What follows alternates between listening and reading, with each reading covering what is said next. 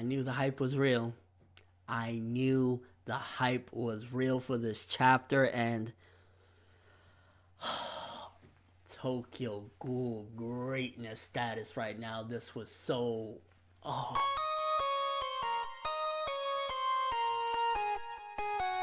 Shut the hell up is how I felt after reading the insanity of this chapter. I mean, let's talk about Kaneki, Sasuke Heist, the entity that is within this body. This chapter was a clear indication that even though he is not Sasuke Heist anymore, he didn't necessarily go back to the Kaneki that we once knew. He wasn't timid, like, original black-haired. He wasn't badass, but still very much sane and, decent, like white-haired Kaneki was. He is just beyond any of that, and definitely is showcasing that this is who Kaneki would have been in the beginning of the series if he didn't mask all the pain that he had and all those mental images from when his mother was abusing him and God knows what else happened even before the beginning of Tokyo Ghoul. So this is a whole different entity, and I really can't wait to see this colored and just either on a manga volume or when they eventually animate this, because I think it's inevitable, because Tokyo Ghoul is just so freaking popular and so amazing. They better fucking animate this, because it's not that his hair is completely black. I think it's going to be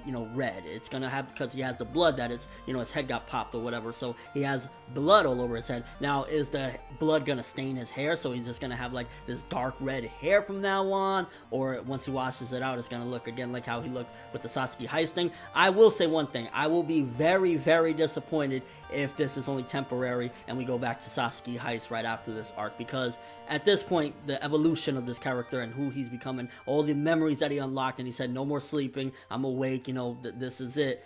It would be a shame to really just revert to Sasuke Heist, and I don't think Suishida will do it, but I'm just saying, I will be very and extremely disappointed if this new Kaneki that has arrived ultimately goes away after this arc, because it's looking like we might get something even better than when he first turned white hair and he was fucking shit up and gobbling down ghouls and shit like that. This is going to be better than that, and that was already amazing. That's what made a lot of us fall in love with the series to begin with, and fall in love with the character that is Kaneki, because it was so epic. It's like he was badass but still had that decent side to him. This motherfucker looks like he don't care. Let's talk about his relationship with Shu Tsukiyama. It seems as though we waited and waited and waited to see this return of these two.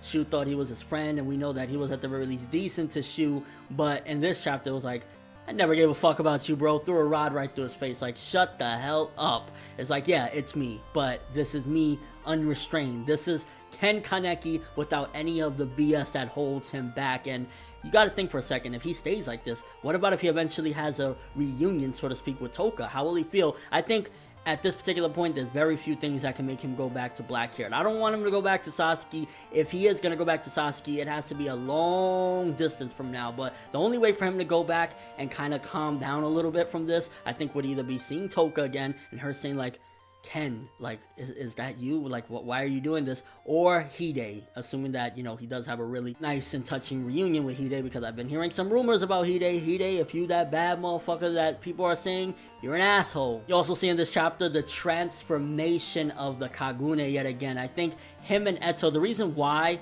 in this chapter as well, of course it was mentioned, but he is a rival to somebody like Arima, is because look how strong he has become, and look at the powers that he has. His Kagune has transformed yet again, and it's kind of similar to Eto's in a way. And I mean, it looked like a hand for a second when he grabbed the rod or whatever, so you could see the transformation and development of his powers. And now I think Suishida has convinced me that not that long off, we will eventually see a fight with Arima, and I think this time it's not going to be what happened last time. It ain't going to be that our boy is down on the ground with a fucking giant stake through his face. I think at this point, he can take on Arima, because Eto been praising the fuck out of him. And one of the reasons as well why I think he fell to Arima last time, besides the fact that he's got way more training since then, but ultimately, this side of Kaneki, the bare bones, loose as a cannon, not restrained by anything, will not stop until he takes down Arima.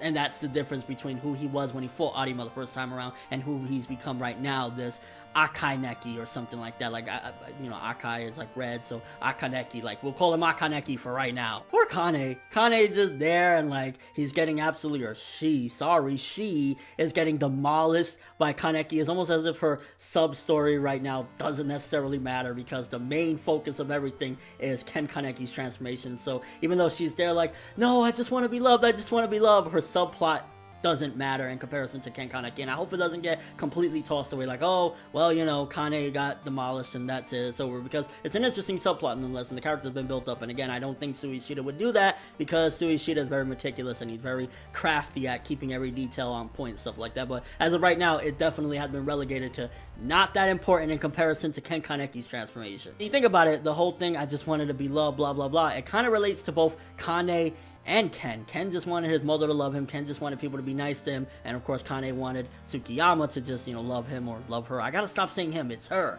So yeah, that could kind of go both ways for whoever was saying that. Little flashback is definitely really making me believe that this is foreshadowing that ultimately we're going to have a fight very soon. I mean, the next chapter is called, I think, the One-Eyed King or whatever, but getting the flashback of Nico saying, remember back in Tokyo Ghoul, we got him saying something along the lines of the One-Eyed King, and we didn't get to finish hearing what he ultimately said. Now it was him foreshadowing that, oh, it's the little girl, or possibly the little girl with bandages around her. And I'm curious, like, the pacing for Tokyo Ghoul right now just went from, because let's be real here, as much as I love this manga, as much as right now it's my favorite I'm reviewing, ultimately it could be at a snail's pace sometime. It can.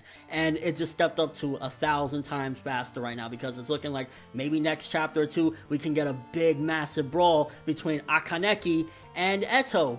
Because the flashback when Nico's saying about the One-Eyed King, and I guess this kind of goes back to some of the material that Suishida originally wanted to do. He wanted to have a big thing of like Ken Kaneki just wanting to get the One-Eyed King or whatever. And I mean, how will the story progress? Because a lot of the symbolic nature of it and everything goes back to the stories that were written by Eto and her, you know, pen name or whatever. So if you get rid of the actual character, it would just feel kind of wrong. So I don't know if necessarily, even if they do go at it in the next couple chapters, if Ken Kaneki's going to be able to take down Eto completely, or she's just going to die for that matter. I think at this point, the fact that she has said you could potentially be Arima, you know, you could be his equal or stronger, something along the lines of that, that's showcasing that I think Ken is going to take her out, or take her down really heavily to the point of like just crippling her. And honestly, that part of the chapter was definitely more intriguing, I felt, and is what everybody's been waiting for. Don't get me wrong, the other part of the chapter was very interesting and very well done as well, but that part of the chapter just in general is like, so we got the transformation of Ken Kaneki.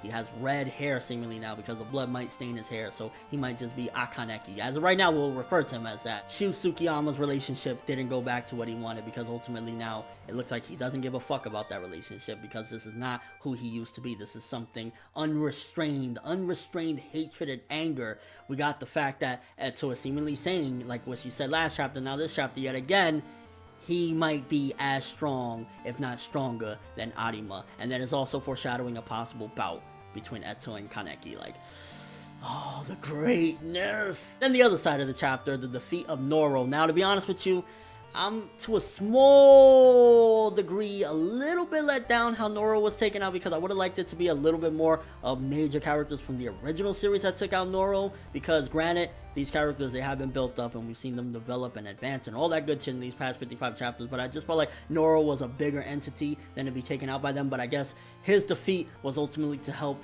progress and advance these two, Uri and Shirazu. But we got huge development with Uri as well in this chapter. Huge character development that he seemingly gives a fuck and actually genuinely cares about Shirazu, because he was actually worried. He was like, don't die, and then ultimately even settled up and teamed up with him to take him out. So Uri might be just a little bit on that tsundere bullshit, you know what I mean? Something to note as well, Shirazu could potentially be like Ken right now, because it seemed as though his container might have popped. So ultimately, he might be a full one-eyed ghoul right now. He might be half and half completely, and not like one of the quinks. He might actually be legitimately like Ken. So we might see a huge development. I mean, at the end of the day, he lost it. It seems as though he was completely out of his mind when he was fighting against Noro and doing that charge or whatever. He looked like when Ken loses his mind. So we might have another one, people. We might have another one. And the advancement of Shirazu. It seems as though Shirazu is destined for tragedy as well. Not that every other character isn't destined for tragedy, because everyone lives fucked up lives in this Tokyo Ghoul world. But